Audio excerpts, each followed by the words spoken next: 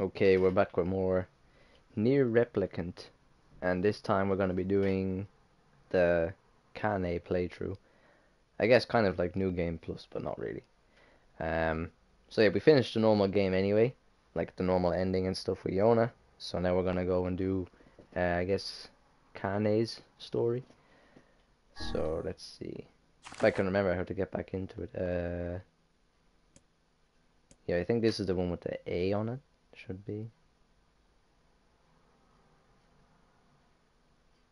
Well, look at that. Last time, wait, hang on. Yeah, last time I played it was 20 to 5 in the evening, and total playtime is 16 hours as well. Wow. So if I press this now, what happens? Load the file, yes. Or does it just start up as Kaine now? I don't know.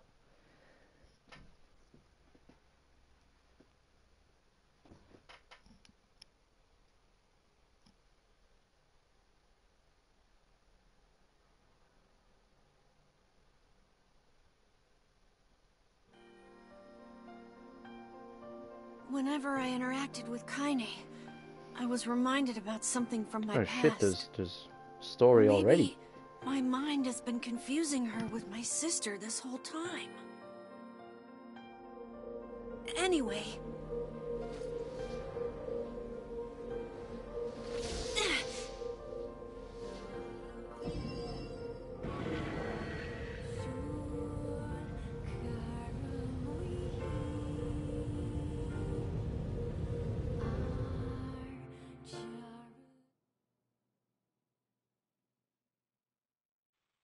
Kaine's dream discrimination, is that what that said? The sound of rain filled the village. Oh god, I hope we don't have to read all this now for 10 hours. The sound of rain filled the village. The steep cliffs that surrounded the area magnified sound, causing even the slightest drizzle to rattle like a thunderstorm. Thin wisps of smoke streamed from huts as the villagers huddled in their homes and waited out the rain. A single child, however, had braved the downpour and was now wandering slowly toward the wooden hawk-shaped weather vane at the center of town. The wanderer reached the vane, which had existed for as long as any could remember, and stared. The child's face was simultaneously delicate and fierce, like a teacup that had survived a shipwreck.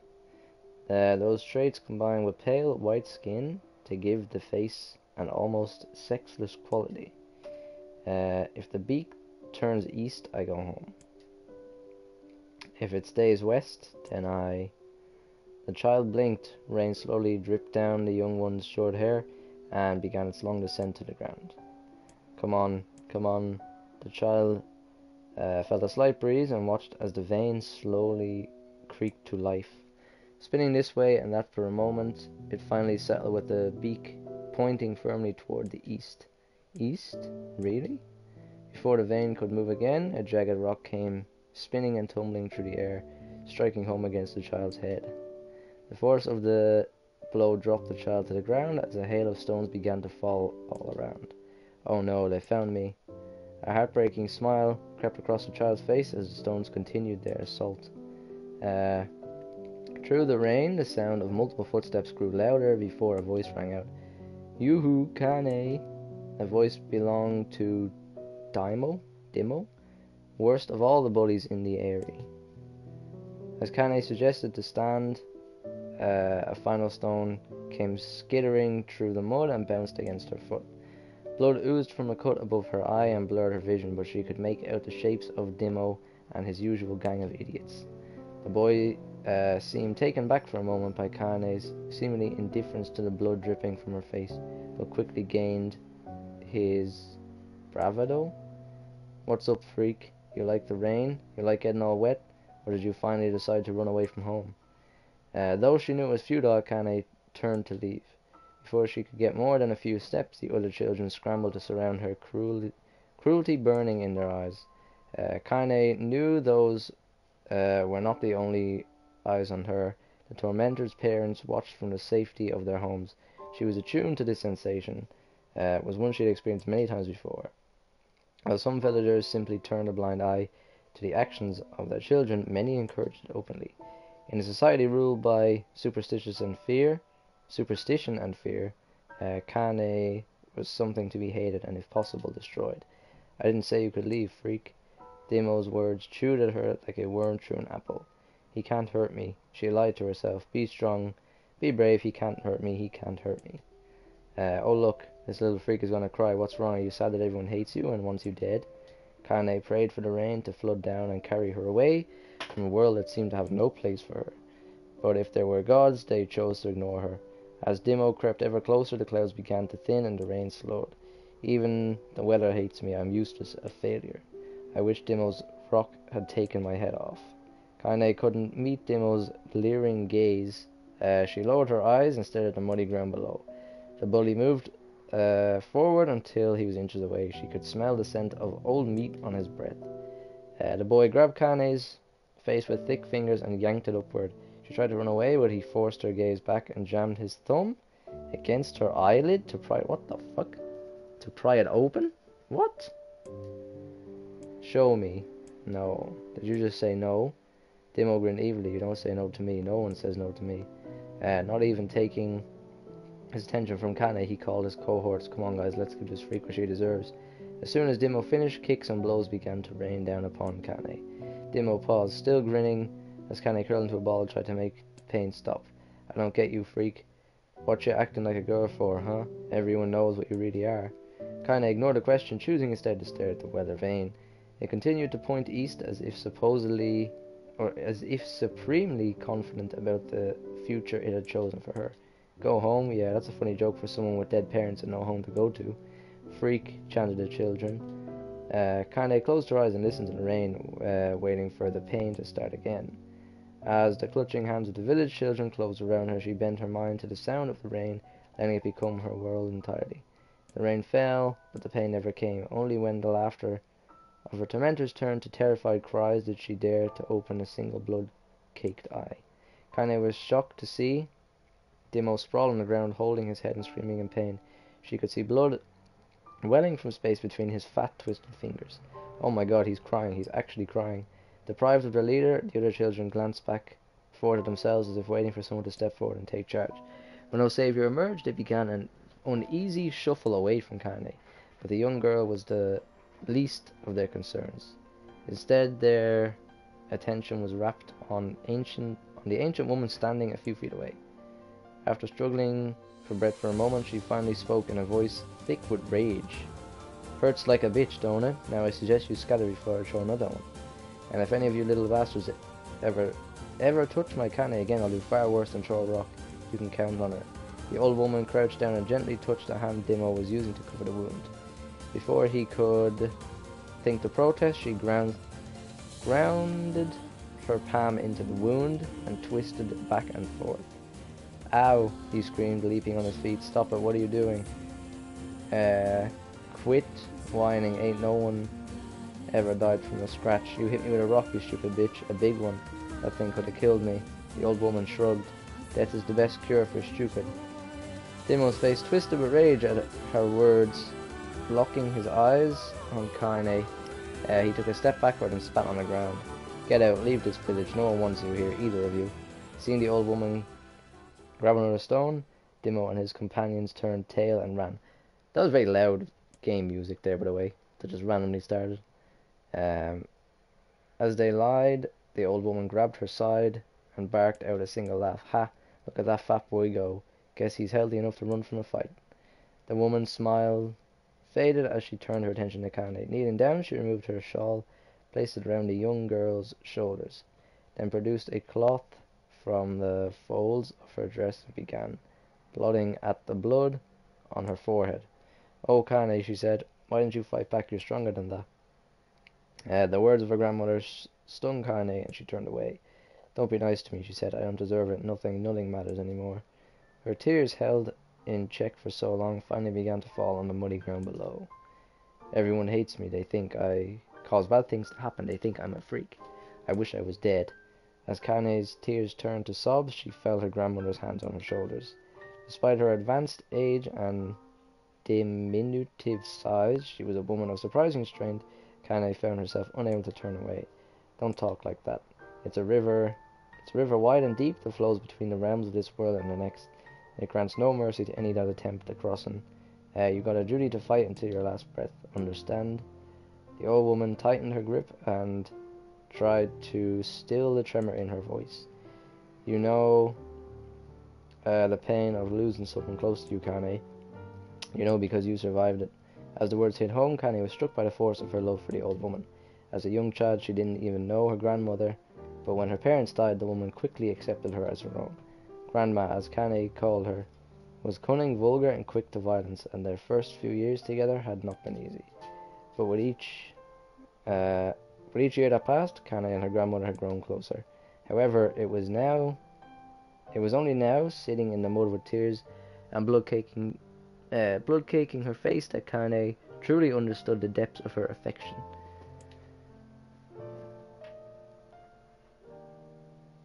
Where am I?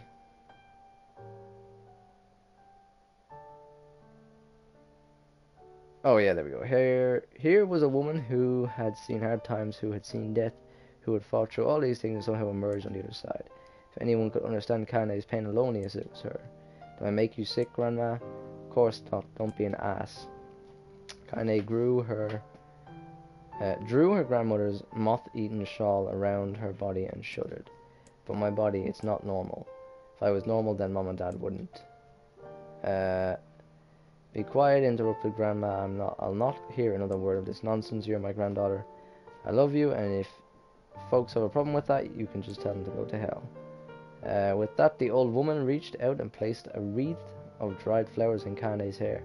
The skill it took to bend the flowers without breaking the stems or losing a single petal was remarkable, and the beauty of it made Kaine want to cry all over again.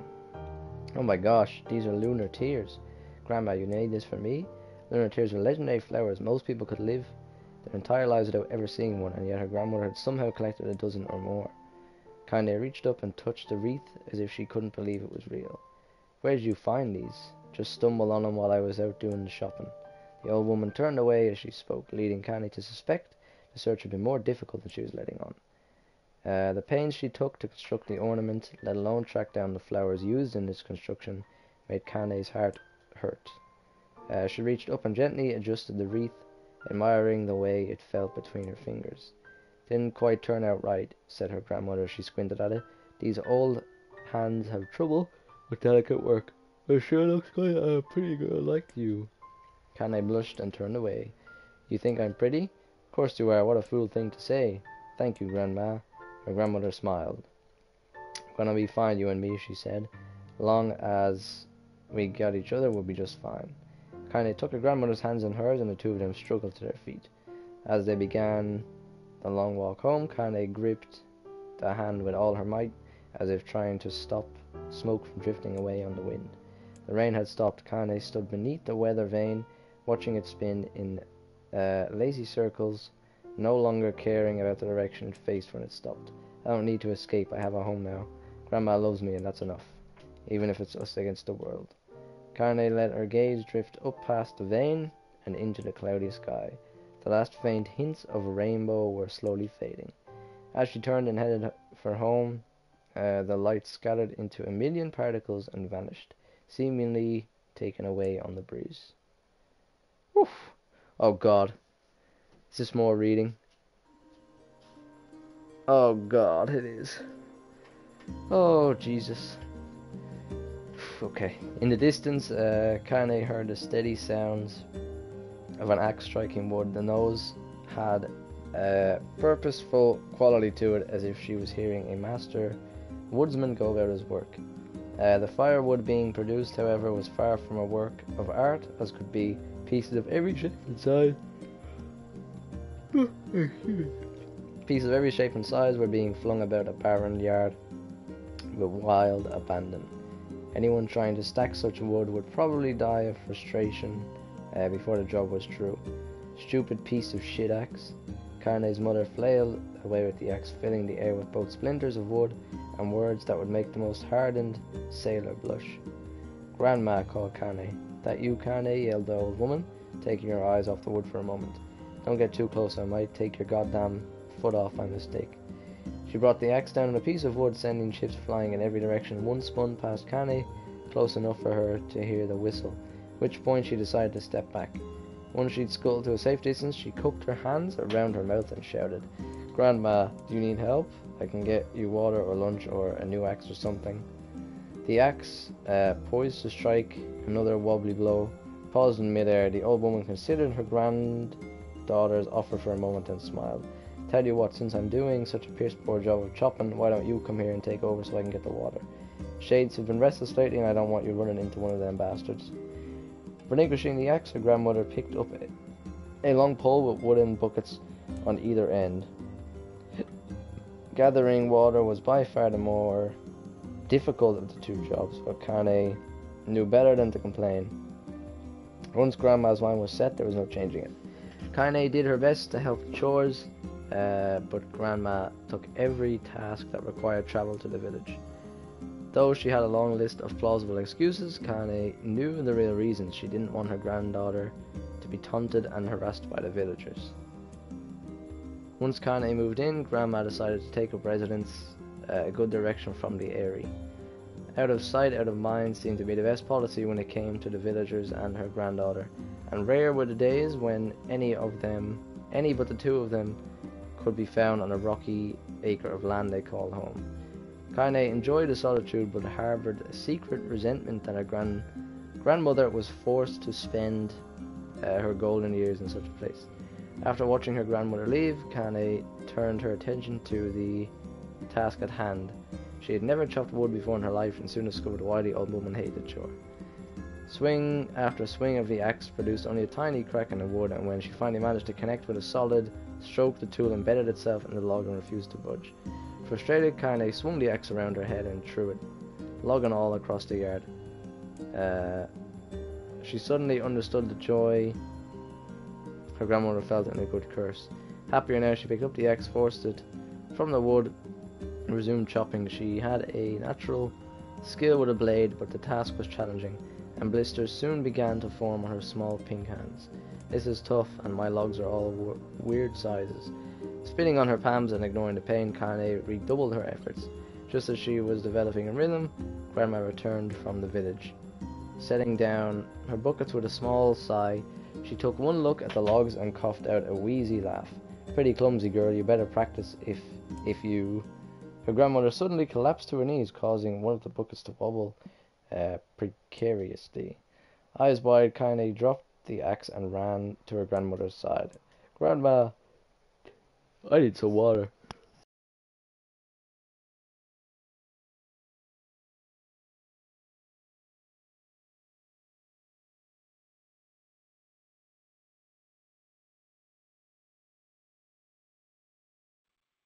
I hope we actually get to play as Kaine though. Like, I hope it's not just this. Like, it's not just reading and reading and reading for her story. Like, I hope we actually get to play as her.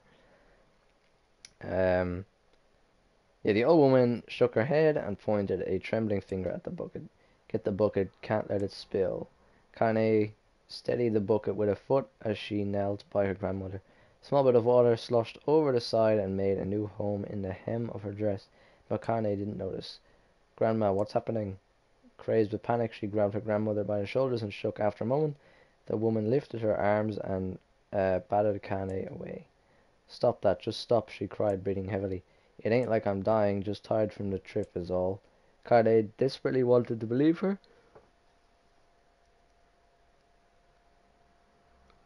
Sorry, I yawned. Kaine desperately wanted to believe her, but one look at the old woman's shaking hands and worn face told her more than words ever could. Her grandmother just lived a long, hard life, and it seemed like the bill was finally coming to due. The time when her grandmother watched over Kaine was ending. Sooner than either of them had feared, the position would be reversed. The next morning, Kaine came to the side of her grandmother's bed and took her wrinkled hand. "Grandma, you're sick, you need medicine, I'm going to the village." The old woman shook her head and tried to rise, but Kaine gently pushed her down. "It's all right," she said, "I'll be fine." Her grandmother fixed with a gaze that could melt steel. After what seemed like an eternity, she finally lowered her eyes and sighed. "Well, I don't like it, goddammit, but I guess I should quit being so stubborn and let you grow up." The old woman watched as Kaine strapped on her boots and made her way down the road to the village. Hours later, as an unseen sun made its way across a dark and rainy sky, she was still watching. Kaine moved to a brisk pace, checking her pockets every few minutes to make sure the money her grandmother gave her was still there. Every noise caused her to spin on her knees. Every noise caused her to spin on her heels, making sure she wasn't being stalked by a shade, or worse, Daimo and his gang. But she encountered neither tormentors nor shades, and Kaine finally found herself at the entrance to the village. The few adults she could see glanced sideways at her. She then muttered to each other behind raised hands before slinking away into the shadows. So wait, is she going to the Ari now? Like that village? Because that's where she was. Maybe she's going to the Ari here. Her heart racing, Kaine took a series of rapid, shallow breaths and tried to calm herself. I have to prove myself, I have to help Grandma, have to be strong. She chanted those words to herself over and over. She slowly made her way. Finally, her eyes settled on a rotund older woman who was angrily waving her arms in the air and telling everyone who would listen exactly what she thought of Kaine's presence. "Hey lady," said Kaine with a bravado she did not feel. "Where's the apothecary?" Oh, I don't know if I said that right. The woman's flabby cheeks shook, bewildered in anger. How dare this thing speak to me, they seemed to say, but Kaine saw that her eyes held a different emotion, fear. "Yeah, we're both scared, lady, trust me on this one." "Which way?" Kaine repeated. The woman pointed out a small village to her sight before hitching up her dress and stumbling off in the other direction. Kaine cringed, expecting a stone to come flying from the assembled crowd, but none came.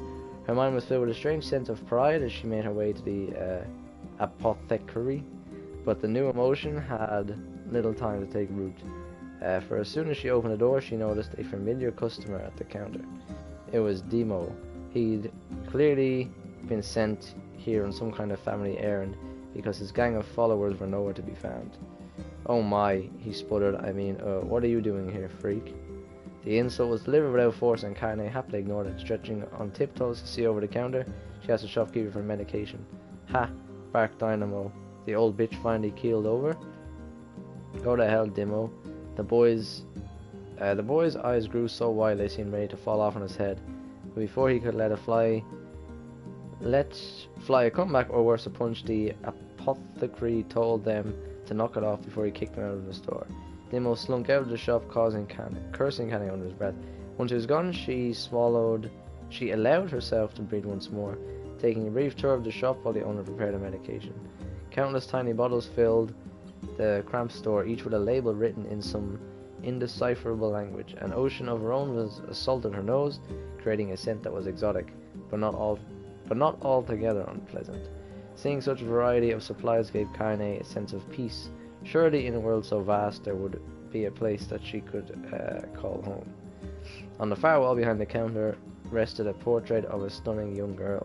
The picture had once contained bright, vibrant colours, but time had worked its cruel magic and they were beginning to fade. The beauty of the work, however, remained undiminished. "You like that picture?" Kaine turned to the apothecary with a small vial of medicine in his hand. His eyes were gentle but sad, and they seemed to stare through her and into nothing as he spoke.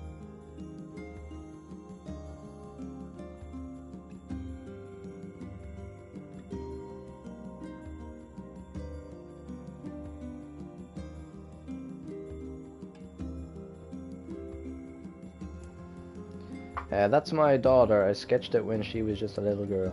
She's been dead for a long time now. Kaine didn't know how to respond. She just stared at the portrait and tried to come up with the right words. "Pictures are wonderful things," continued the shopkeeper. "They let the ones closest to you live on forever." He shook his head slightly, then looked down at Kaine and smiled. Handing her the medicine, he reached into a sizable green apron and produced a handful of old wax crayons. "You should have these. There's no one left that I wish to draw." Kaine took an instinctive step back, causing the shopkeeper's face to darken. "Yes, I've heard rumors about you," he said. "It's a small village, and word travels quickly. Between you and me, I'm not sure which of them I believe. But I also don't think they matter much. I know your grandmother, Callie. Oh, I know your grandmother, Callie, and I think the way she was driven out of this town is just deplorable. Grandma's name is Callie, thought Kaine suddenly. She was still mulling this new fact over in her mind as she reached out and gently took the crayons from the apothecary's hands. Your grandmother is an old friend of mine, he said, as Kaine scooted away yet again, and I owe her much. I'm just gonna call the apothecary guy a doctor, because that's easier to say. I wager she would like it if you drew a picture of her. Yes, I think she would like that very much. Kaine murmured a quiet agreement, but inside her heart was beating. Never before had a villager treated her with anything but complete contempt. It was a tiny, almost imperceptible step. Jesus, this game uses big ass words, man. It was a tiny, almost imperceptible step, but it was a step nonetheless, and with enough tiny steps she might one day discover the rest of the world. When Kaine returned home, she found her grandmother asleep in her bed. Her feet were blackened and raw, even bleeding a bit in places, leading Kaine to think that she had been pacing around the room until exhaustion finally caught up on her. She placed the medicine by her grandmother's pillow and turned to leave, but found the old woman's hand clasped around her arm. "Back already, are you?" asked the grandmother with a yawn. "Come back, let me have a look at you." Grandma sat up and examined Kaine from head to toe. Finally satisfied nothing terrible had befallen her grandchild, she leaned back and allowed herself to relax. "Well, how was it? Those bastards give you any trouble?" "It was kind of fun," Kaine said with a small smile. "No, seriously, it was." "Fun, eh?" asked her grandmother in a voice which implied she believed anything but. "Uh-huh. So any time you need to run an errand, just let me know." As she spoke, Kaine removed the crayons from her pocket. After a brief explanation of the source, she informed her grandmother that she was going to sketch her portrait. "Portrait of me? Ridiculous. No one wants to stare at a wrinkled old crone. But Grandma, it will make you live forever." "Horse shit," said grandmother, throwing back the sheet from her bed. "Living forever would just piss me off. Now put those crayons away and help me with dinner." But Kaine would not relent, and in the end, Grandma found herself leaning against the wall of their house as if posing for a master artist. Kaine took up the crayons, eyed her subject carefully, and set to work. Just as her grandmother was about to nod off, Kaine finished the piece. After staring at it for a bit, she released it from her grip and let it slowly drift to the floor. "It's terrible. It doesn't look like you at all." "I'm sorry, Grandma. I thought the crayons would, make drawing easier or something." The old woman's eyes narrowed at her grandmother's disappointment. "Let me be the judge of that," she said, ignoring the pain in her back and reaching for the paper. The sketch could have been a person's face. It could also have been a boulder, a lump of clay, or an incredibly misshapen loaf of bread, all rendered in a chaotic array of colours. The old woman stared at the picture for a long time, then slowly wheezed out a laugh. "Oh, Kaine," she said between laughter, "you truly are my blood. You're as clumsy as me, and I love it. But, hush, I won't hear any more bull about how ugly you think it is. It came from the heart, and I'll always treasure it." True to her word, the old woman gave the picture a place of honour above the kitchen table. In the days that followed, Kaine would often catch her staring at the portrait with a strange smile on her face, an action she interpreted as silent, mocking laughter. A week later, Kaine could stand it no more and asked her grandmother to take the artwork down. "Posh," said the old woman, "I'll take this down when they roll me in my shroud." She pondered this for a bit, then turned to Kaine and dropped to one knee. "Listen to me, girl. Seeing this picture makes me happy in a way I've never felt before, and it makes me want to go on so that someday you can feel the same happiness." It was a moment that burned itself in Kaine's memory, a perfect blend of pride and love and joy that came together to form a lifelong remembrance. She swore to never forget this moment, to never forget the old woman who had made her place in the world possible. Time moves on, people and memories move on, in and out of life, ghosts passing through a hall. But this moment will be different, Kaine swore, because I will remember it forever. Forever. Oh my god. I hope this is the last bit of this reading. When do we play the game? It's just reading.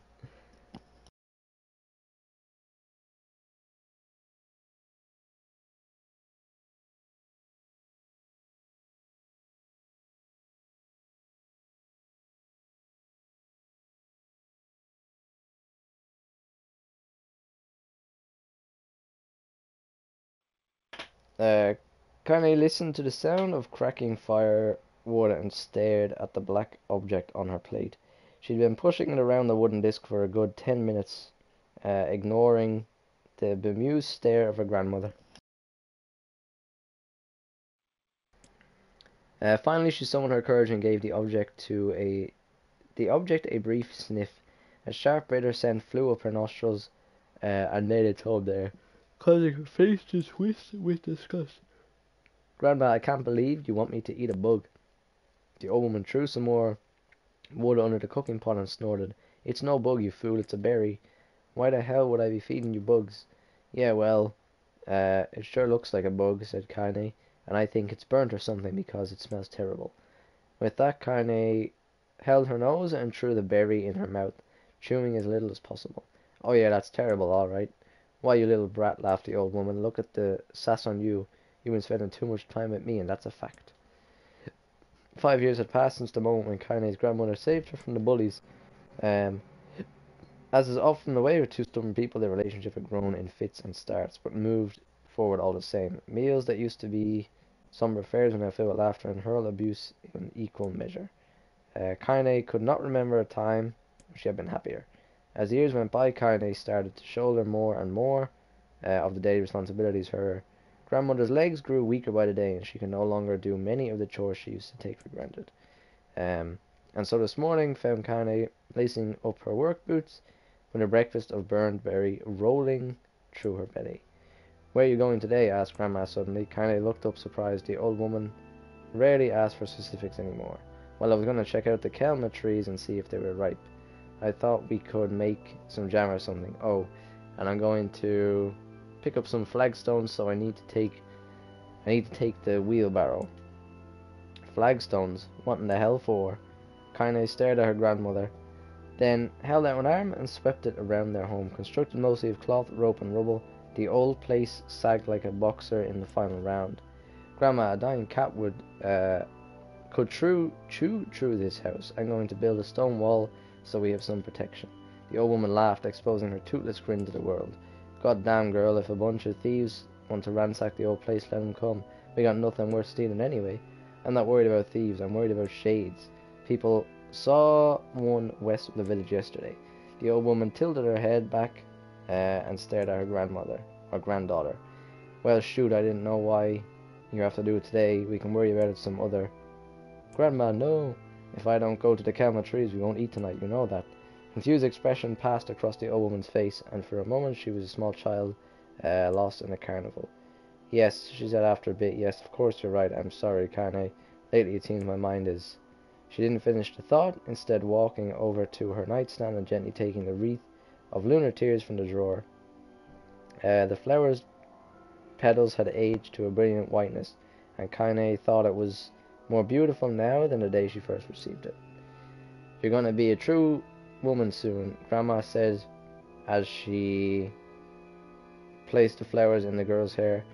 So that means less chatter about shades and building defensive walls, and more talk about...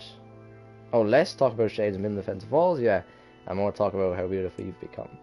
Annoyed, Kaine reached up to remove the garland, but the look on her grandmother's face stopped her at hand. You're a beautiful thing, said the old woman, and there ain't another like you in all the world. Very proud of you. Okay, Grandma, that's enough goddamn compliments for one day. Such a mouth on you. Where did that come from? Gee, I wonder. I'll teach you to sass me, yelled Grandma.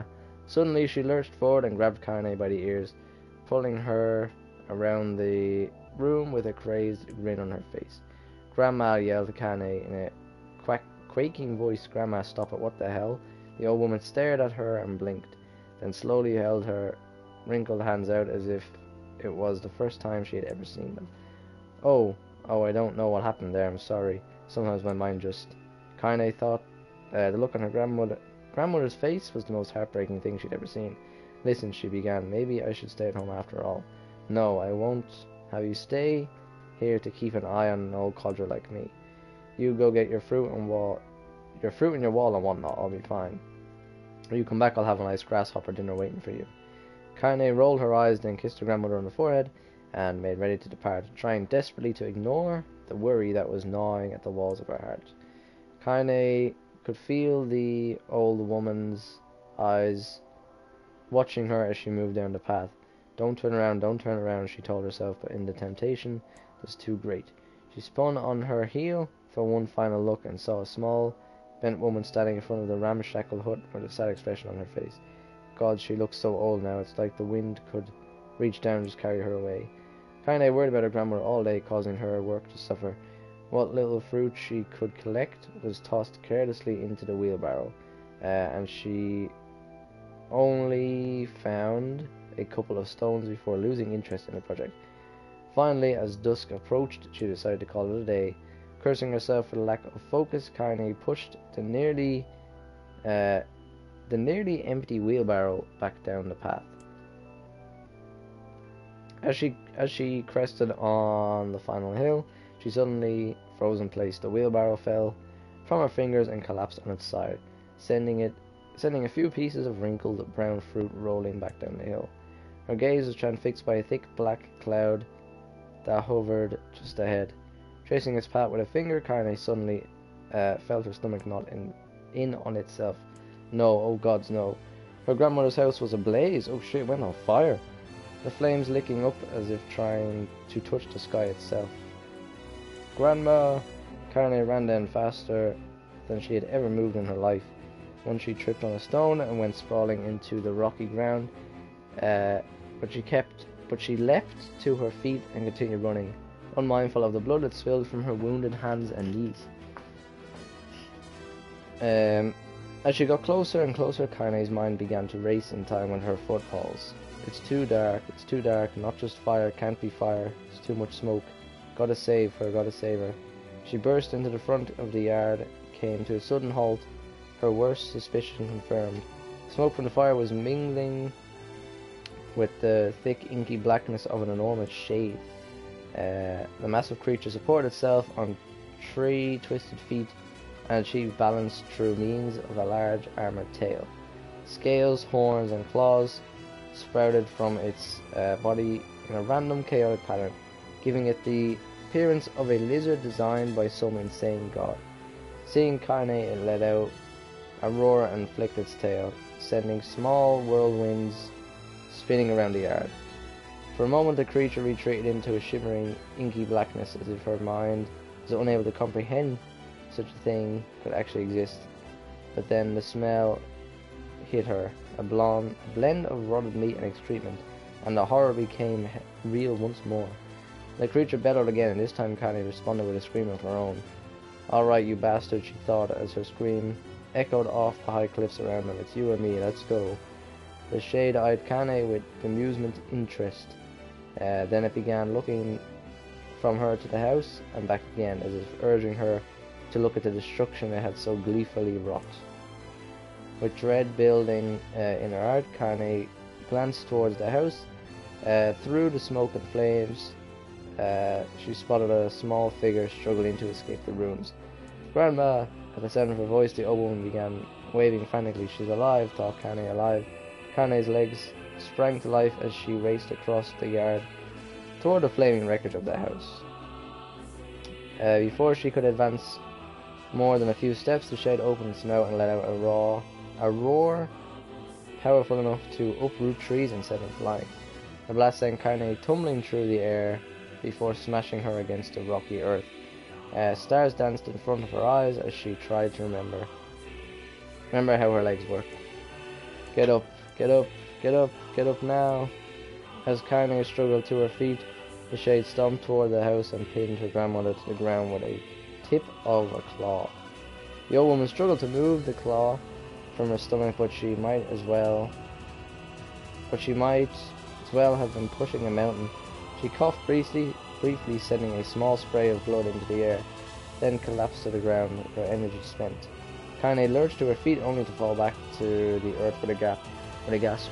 Her ankles were on fire, one or both of them were surely broken. Ignoring the pain that screamed through her body, she began dragging herself across the ground, leaving a drunken trail of dust and blood in her wake. Grandma, hold on, just a little longer.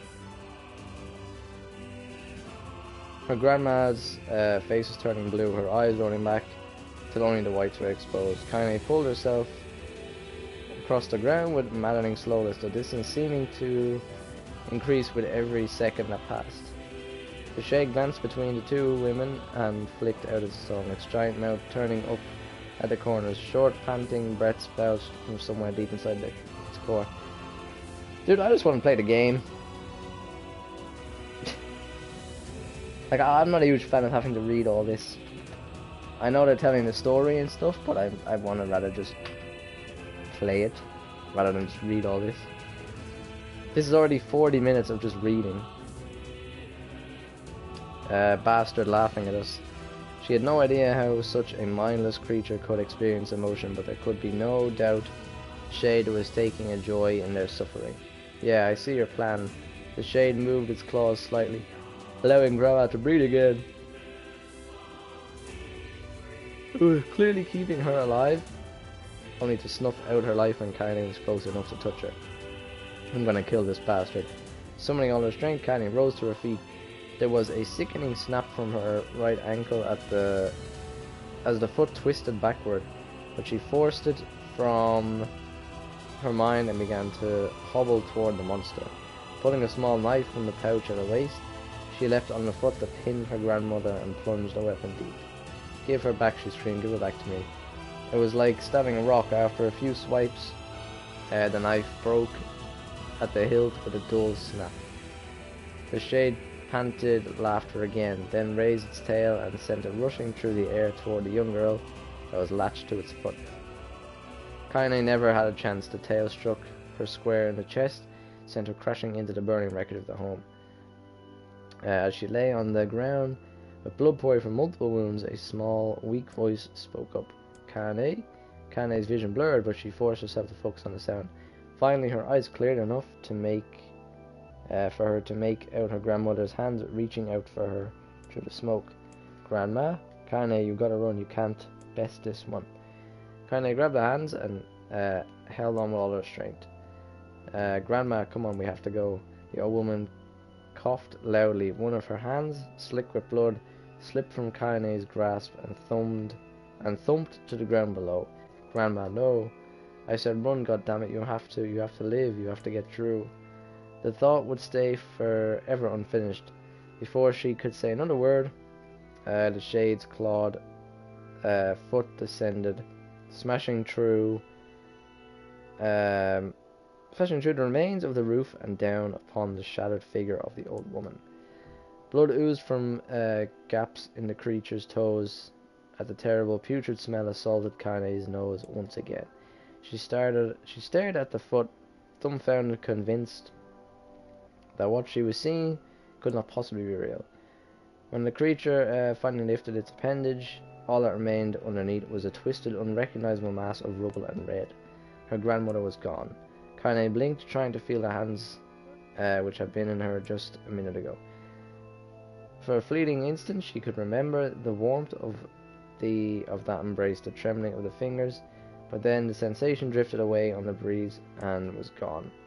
Memories flashed through Kaine's mind, one after the other, faster and faster, until they became a meaningless jangle of noise.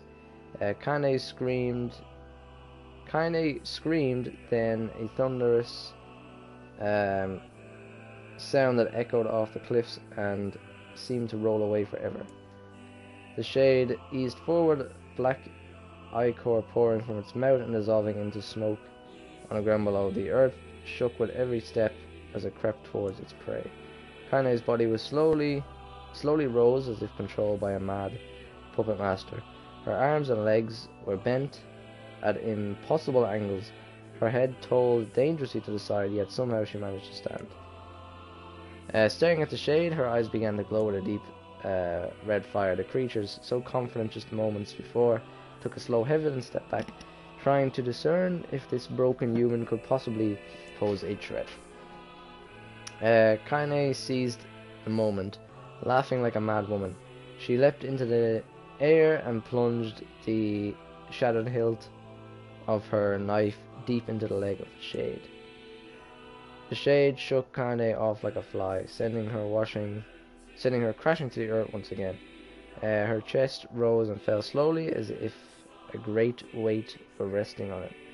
Moist sounds of pain echoed through her mind.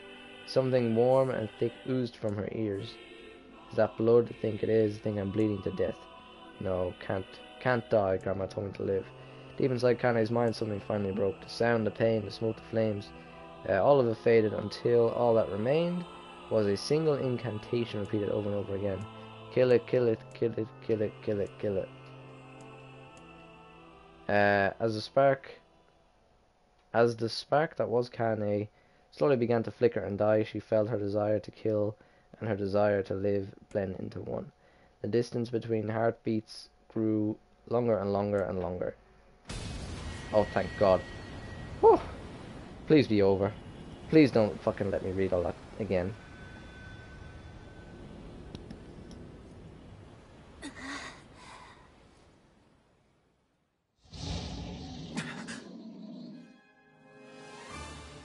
The beast approaches. Oh, I know. Well, I don't think we get to fight the beast as Kaine though, because like you fight him as Mr. NieR originally. So what happens with Kaine then? Does she just? Well, I guess we'll find out. Or do I fight it again? I guess I just fight it again. Is that it?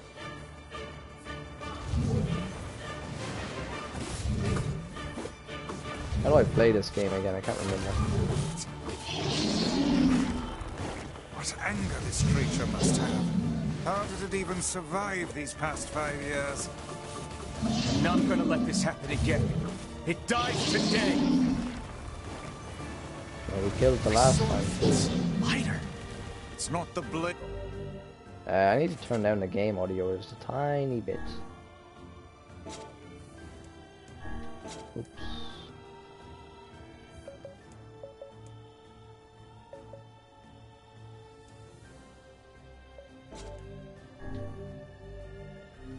Just a little bit. But the skill of the user, strike it down. Exactly, I'm so skilled with this sword, that's why. That's what he's saying.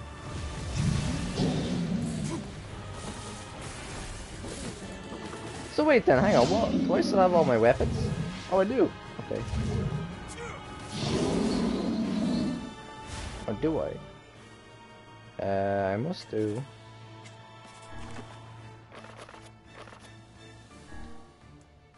Oh, I have new ones. Rebirth.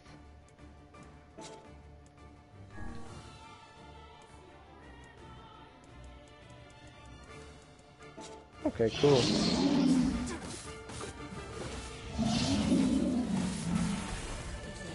Well, I guess we'll see what happens now after we beat this thing this time.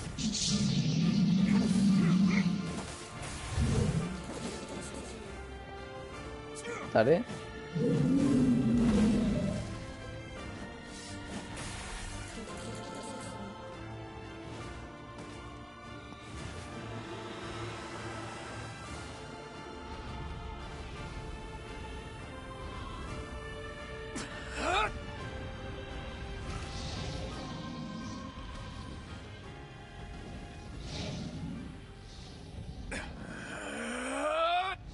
Okay, now let's see if anything different happens.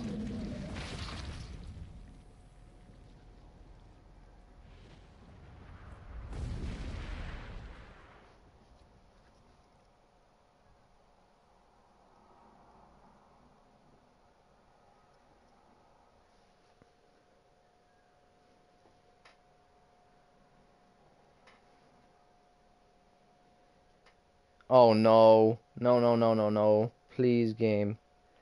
Oh my God. Jesus, man. Well, that was good gameplay. Well, we had the chance. Gently, weakly, softly, the shade, sure that its tormentor was dead, turned and stomped off toward the horizon, stopping along the way to bellow one final roar. Couldn't kill it. Shamed beyond imagining, Kaine tried to turn her head to the side, but only succeeded in coughing up a huge gout of blood. It was getting difficult to see, and only after a moment of fierce concentration did she realize that her left eye was gone. Laughing to herself, she turned her remaining eye to the ruins of her home and noticed a ragged stump of arm resting a few feet away. Yeah, that's mine, she thought with a mad giggle. This is gonna make clapping a real bitch. Ha! Cried a sudden voice from the depths of her mind. Finally gonna die, are you? Well, you had it coming. Go to hell, Dimo, she thought at the unseen assailant. Go to hell before I pluck out your eyes and feed them to a dog. The voice of her childhood terror evaporated into smoke, only to be replaced by another, more recent voice. Hold still, said the doctor, materializing from the ruins like a ghost. I want to draw you. That way you can live forever. No, stop. Don't want to live forever. I want to die right here. I see, he said quietly. Well, if that's what you want. The spectral shopkeeper fluttered in and out of existence for a moment, then produced a piece of paper and sketched quickly. After a few seconds, he turned the page to Kaine and smiled. Since you rejected my offer, I decided to draw someone else. It was a picture of her grandmother, real as life. Kaine opened her mouth to thank the man, but stopped as the picture began to blacken in the middle.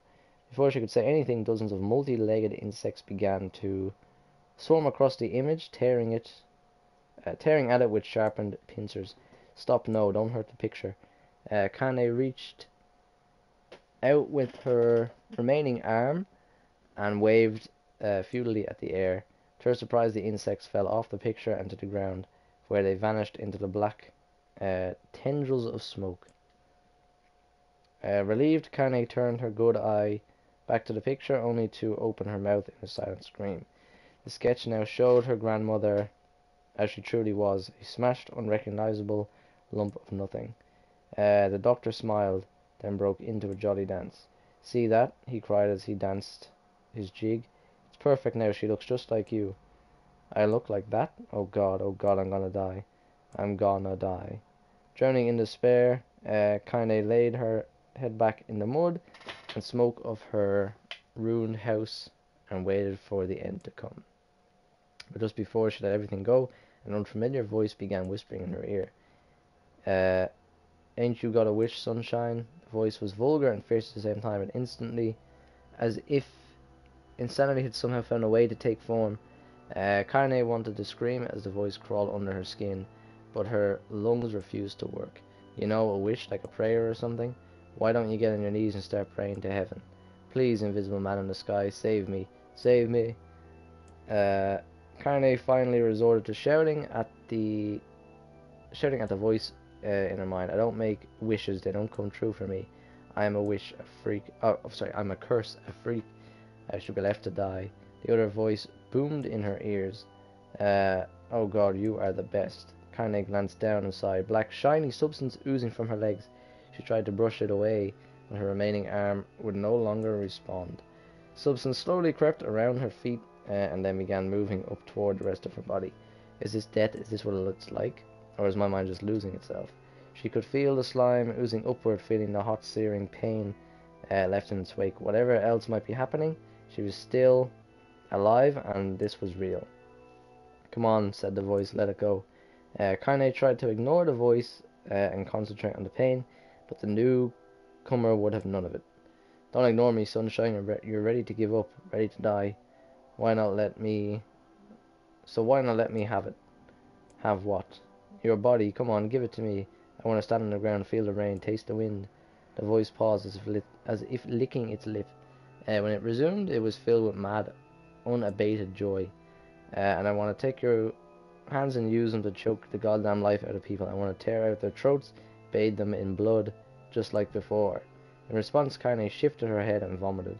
The warmth of it crept down her front and mingled with the pain of the encroaching black ooze. Are you a shade? So is this how she got taken over by a shade? Maybe? I guess. Are you a shade? Yeah, maybe. What of it? The slime reached her face, crept up past her nose, and slowly oozed into the socket of her missing eye. The moment it touched her brain, Kaine was struck by the most powerful sensation she'd ever felt in her life. It was ecstasy. She wanted to scream with delight, but all she could manage was a small whispered moan. Feels good, doesn't it? Asked the voice with a chuckle. Yeah, what can I say? I know to please the ladies. Now give me that body. Come on, give me the body and I'll give you more of this feeling. It's a fair trade. A black lump began to protrude from Kaine's side. As she watched, it grew longer, thicker, eventually taking the form of her missing arm. I can see better, she thought. My eye must be growing back too. Yeah, so this must be how she became a shade. The slime reached up to envelop the rest of her face, but she managed to brush it away. Stop, she whispered, marveling at how she regained her voice. Stop.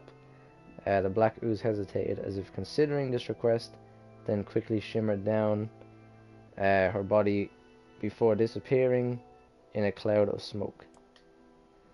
What the hell, sunshine, screamed the voice. We had a deal. I thought you wanted to die. Grandma said I can't die yet. A brief image of her grandmother, bloodied and broken, flashed before her eyes.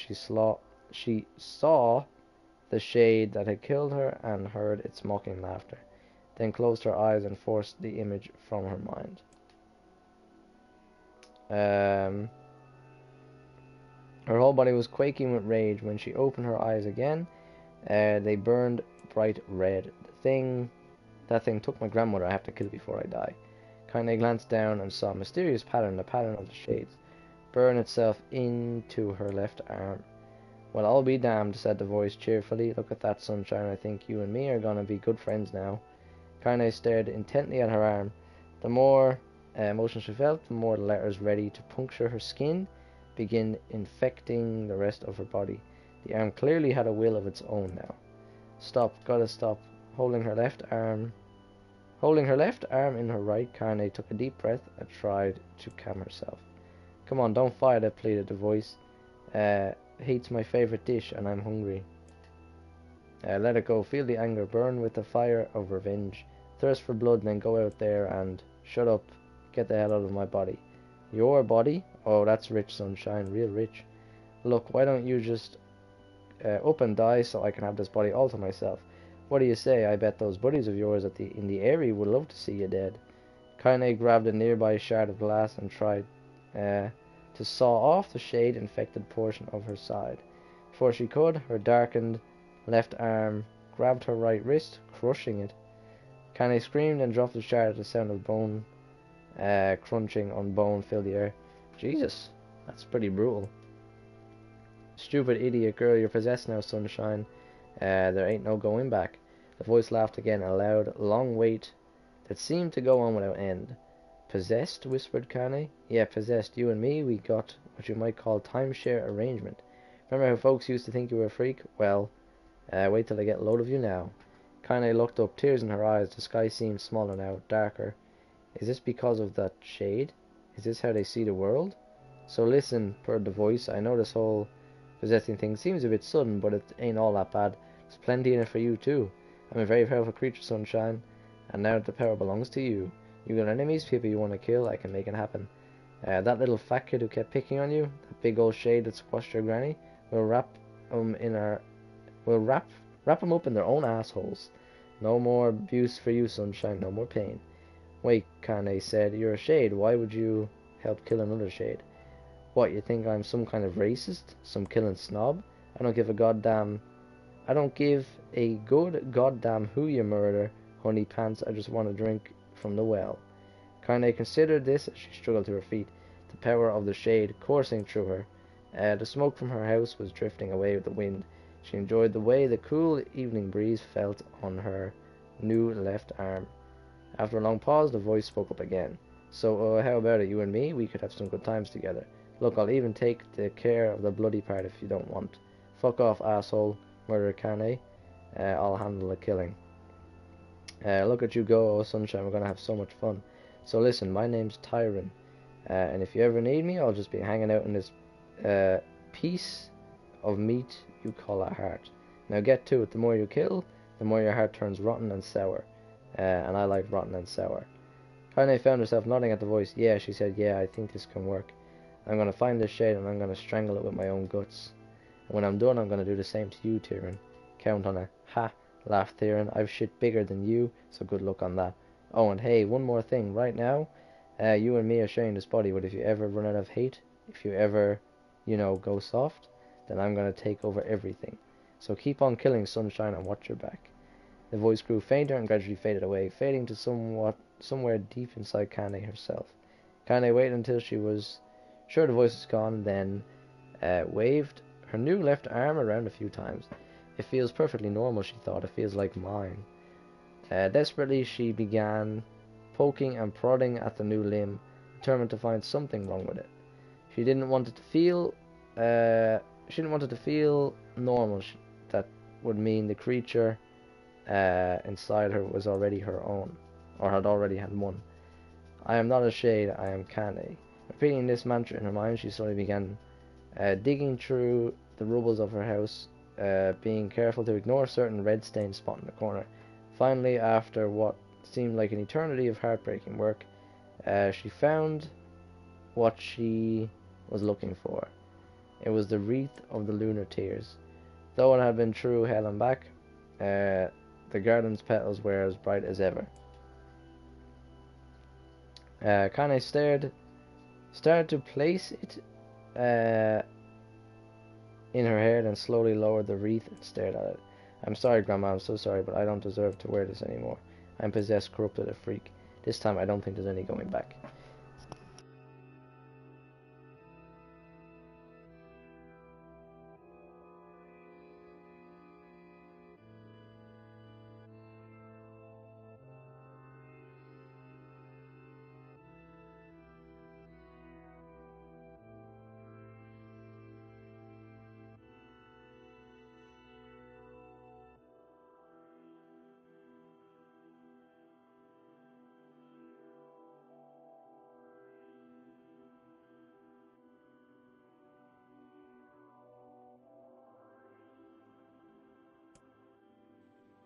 Holding the flowers to her heart, Kaine fell to the ground and sobbed. As night gradually lightened to dawn and the people of the Eyrie arose to their daily lives, she remained in that position as if tears could somehow wash away the horror that now infected her world. Oh God, please let me play the game. Alive. Please. Or a cutscene or something. Stay alive. Grandma. Kaine, you gotta live. You gotta come back to us.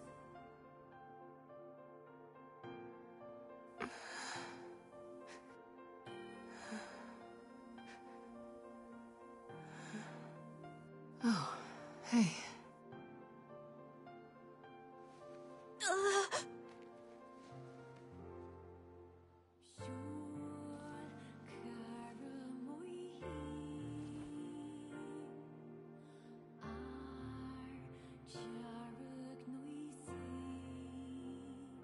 Emil, you were the one calling me, weren't you?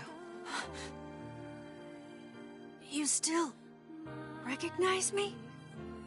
Of course. I knew you right away. I mean, it's cool they put like a Thank you, story, Kaine. like while all this was happening for Kaine, but at the same time there's just so much reading. Welcome back, Kaine. Wow, you grew up. So, how long has it been? 5 years. 50 years. You were stuck in that rock. Like I said, I really hope the Kaine story isn't just literally this, like just reading stuff. I want to play the game. Oh, do we get to play it? Shit. That's a long time. Any luck with Yona? We are still no closer to finding her. We need a way to locate Oh, we get to play the as her now, Shadow thank Lord. God. By the way, this is for you.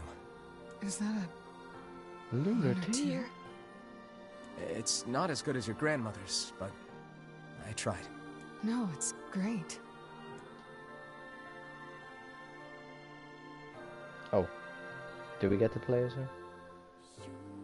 Kind The of game just waking from a trolling long, us? petrified sleep.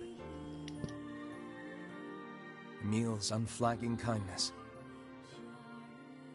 Our reunion was a happy one, and we let it wash over us like rain. That is, Until Devila and Popola had to go and ruin it all.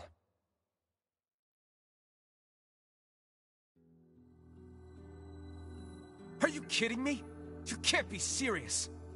Please try to understand. Oh yeah, they want to kick Emil and Kaine out of People the are village. tired and scared, and I'm sorry.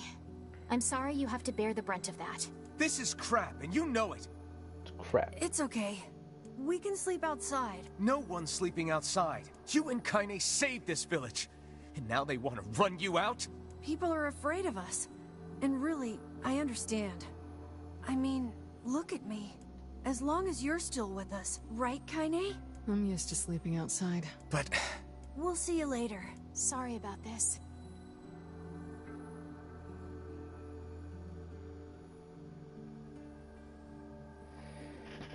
Okay, so we're still What playing is the as matter? Kaine always As sleeps Mr. NieR. outside. I never thought about that until just now. Never even occurred to me. Damn it. We should turn in.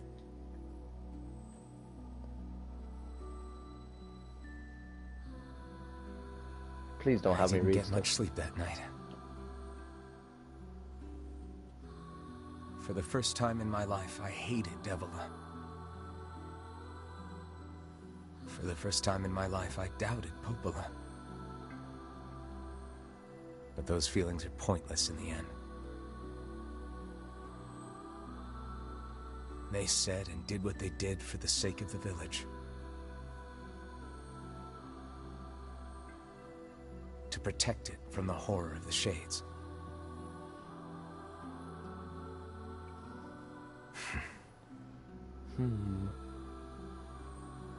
Really, how can I blame Devila and Popola? In the end, I'm just as bad. Because I never once stopped to think about Kaine and Emil's situation myself.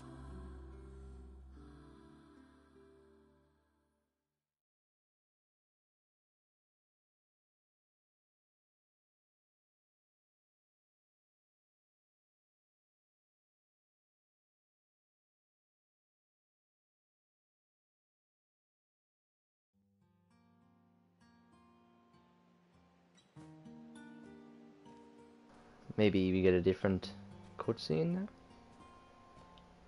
that we haven't seen. I should apologize to Kaine and Emil. I think this is new. We didn't see this But- before. What good would that even do? I got a fire going, Kaine. Wait, is that... No, we didn't. This is new. Campfires are... New I'm so content. happy to get to talk to you again, Kaine. Yeah, me too. I tried everything I could think of to save you, you know. I polished you with a special cloth. I poured warm water over you. Wait, you poured water on me? Yeah, but it didn't really do much except make you all shiny. Hey, Emil. Thanks for saving me. I guess you noticed how I look different now. I'm sorry, Emil. I'm sorry for all of it. Well, I mean, this new form isn't all bad, you know? At least I can look at you when we talk, right? Hey, so why don't you tell me something about yourself? I'm not very interesting. Sorry. Come on, know you better. Please? Fine. This all happened when I was a kid. Before the whole shade Backstory possession time. thing. My body is I don't have to read it, thank God. different. And when the villagers found out about it, they started treating me like a freak. But one person, my grandmother, accepted me just as I was.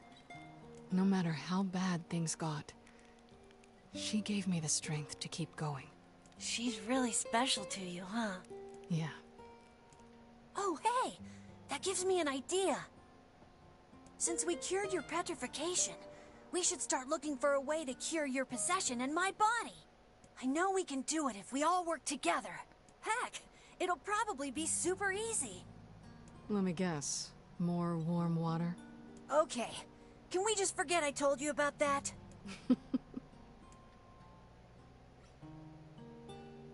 I wonder if Kaine wants to get rid of the shade in her though.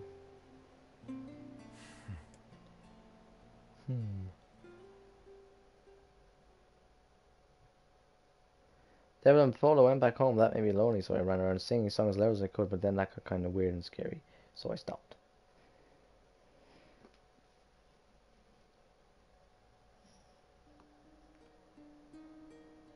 Sleep well? Sure. Sure. And yet your red eyes tell a different tale. Don't be so hard on yourself, lad. I need to go see Devila and Popo. Very well. A gold moonflower seed? 900 gold.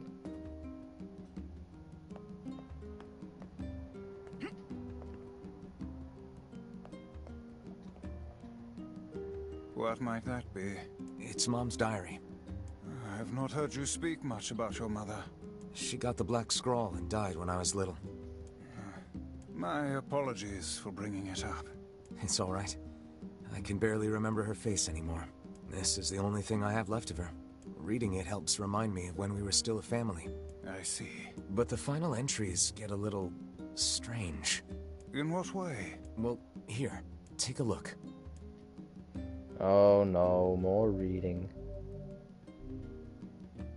Oh god. Say there.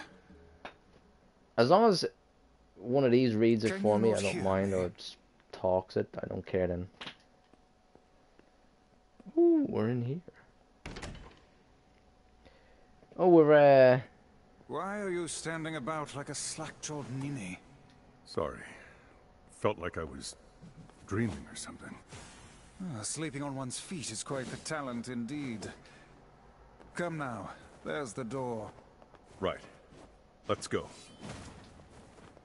Isn't this his dad or something? Or is this just Mr. NieR like years later? Proceed beyond this point and you will be unable to save until the battle is over. I mean, do I want to go through the door now?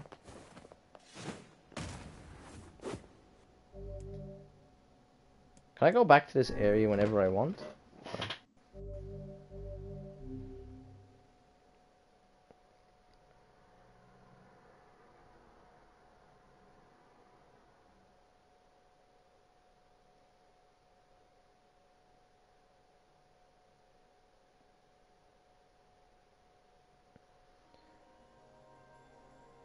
My word. Something wrong?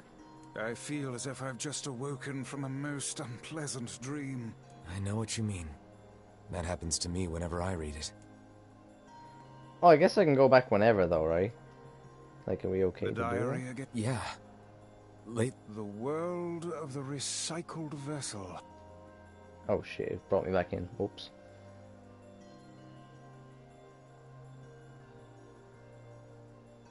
So I just don't want to do the fight and then I can't do the Kaine stuff.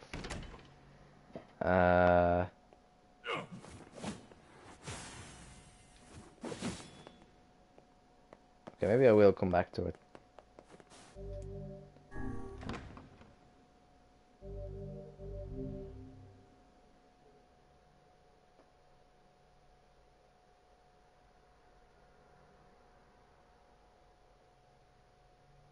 What? My cough wouldn't quit there, I bet. Brad would have rubbed my back if he was here. No, I wouldn't have done that. Yeah, we'll come back to that then. Something wrong. I feel as... I know what you mean.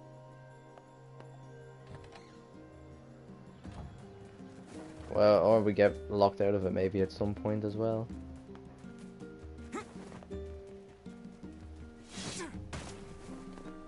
What are Hey. you doing, Oh, Devila? hi. I kinda thought you'd never talk to us again. I understand you're doing this for the village. And that you don't have a choice. Pretty much, yeah. But look, why don't you go talk to Popola? I think she wanted to discuss the Shadow Lord with you. I'm headed there next. Oh, and Devila? Yeah? Sorry about yesterday. You don't need to apologize. Anyone would be upset when their friends are hurting. Let Emil and Kaine know that we're sorry. All right. Okay, back to the library.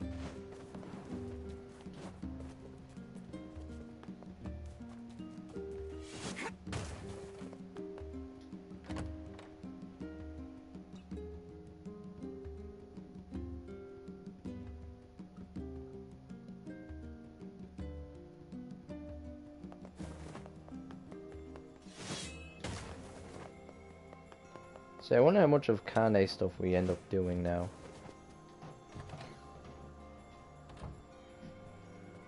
Popola? Oh, Popola? Look, I want to apologize for yes. stop. You didn't do anything wrong. Yeah, but neither did you. You're just trying to protect the villagers. And I jumped down your throat for it. It's very kind of you to say so. Regardless, please don't let it trouble you. Ahem. I believe there was something you wished to discuss with us. Oh, right.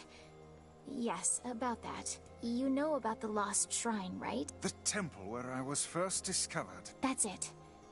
Well, it seems that the Shadow Lord's lair is connected to it somehow. Oh ho. It was right under our pages the whole time. But the bridge that leads there is unusable. So, take a boat. A boat? Yes. The canal's finally been repaired. It took a lot longer than expected. What with the shades and all. I also asked them to provide a boat at the path to the Lost Shrine's back entrance.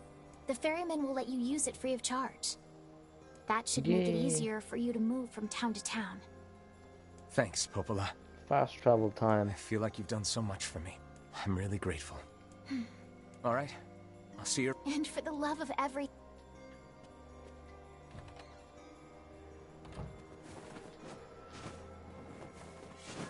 Okay, I don't know if we'll go to the Shadow Lord place in this one.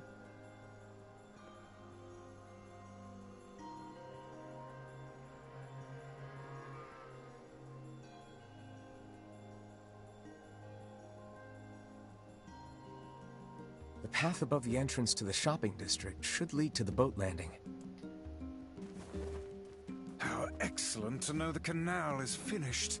Hopefully this puts our days of running all over behind us. Yeah. The faster we can move, the Fast faster we travel. can save Yona. Let's use it as often as we need. So I wonder if oh, can we even go out here now? Like if we go out here, will Kaine and Emil still be having their campfire?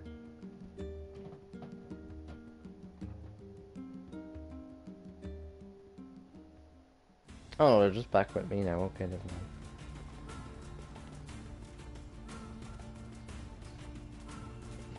Push Kaine off the edge.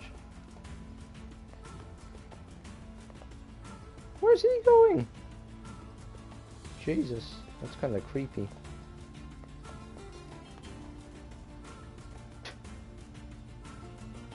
Is he okay? What the fuck?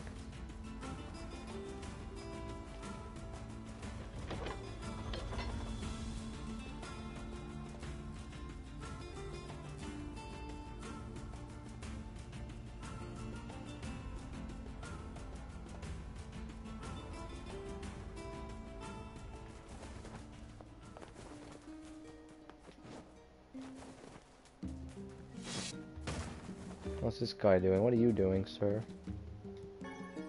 Just looking at a tree. Even a single sprig of herbs is precious right Oh, it's a now. girl. I collect whatever I can find, but it's slow going. Even a... Okay, I think I'll leave it there for this episode. And in the next one then we'll probably do that fight where we went into that diary dream world thingy. And yeah, we'll pick it up from there. So for now, bye bye. See you in the next part.